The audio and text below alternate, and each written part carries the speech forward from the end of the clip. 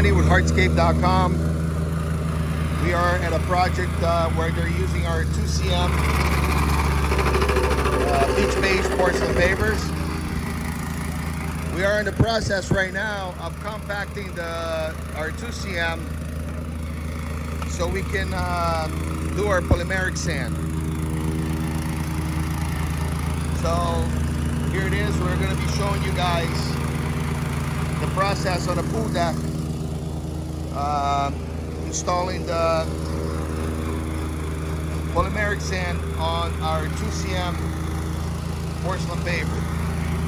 It's a nice project. It's a nice pool deck.